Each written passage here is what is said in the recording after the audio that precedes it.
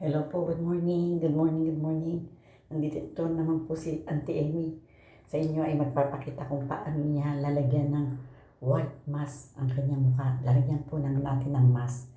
Ito po ang ating gamit, white mask. Yan po. Ito po iniiwan sa mukha ng 20 minutes. Lagyan po ng 20 minutes ang ating mukha ng white mask. Ayan po. Yan po siya. Yan po ang gamit ni Tita Amy para sa kanyang mask. Gagawin po muna natin ay hilamusan po muna natin ang ating mukha. Linisin po muna natin ang maigi bago po natin lagyan ng white mask.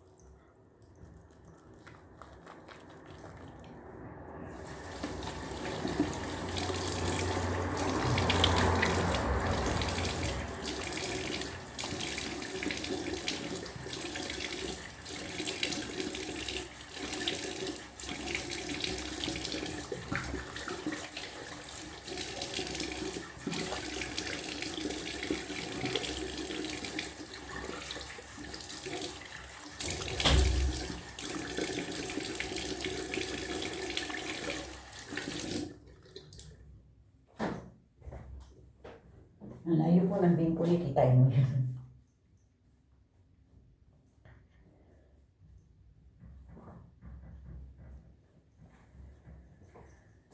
Ayan, nilagyan po. Ayan, ilinis na po natin ang ating mukha. Ngayon naman po ay lalagyan natin ng white mask.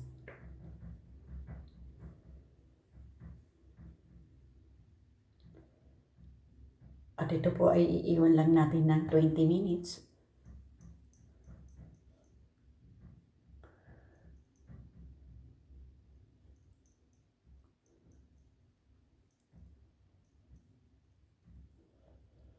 Minutes po natin siyang iiwanan sa ating mukha. Ayan.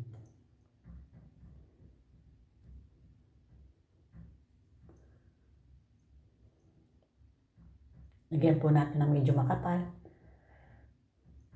Ayan.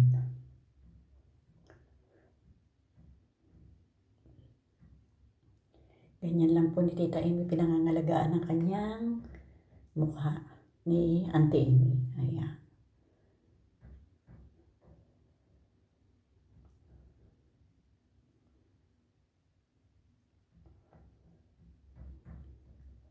Kailangan po medyo makapal-kapal ng konti.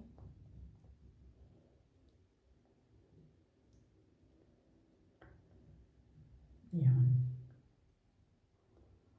Ang ating paglagay sa ating mukha ng white mask. Ayan. At pagtapos po ng 20 minutes, ito po ay ating aanlawan. Anlawan po natin siya sa loob lamang na 20 minutes lang po. Kasi masyado pong mahaba pag lumagpas na. Pwede po yung 15 hanggang 20, ganun lang po. Pwede na po yun. Ayan po, ngayon naman po ay lalagyan ng, ngayon naman po ay 15 minutes na po ang nakaraan. Magto 20 na po.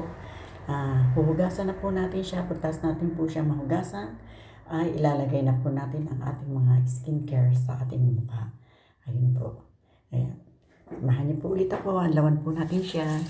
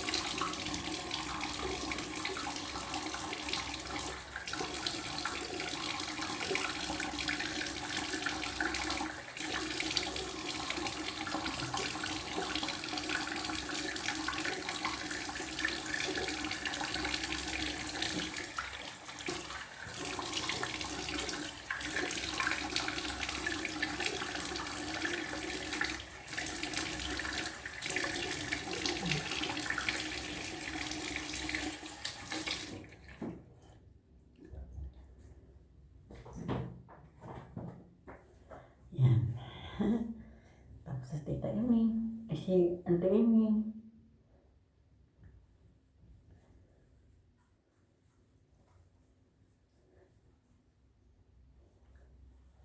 Yan po ang ating nilagay na mask sa ating mukha. Ayan po. Ito po ay balat. Balat po yan, kaya meron po akong itim dito. Hindi po yan mawawala kasi po yan ay balat.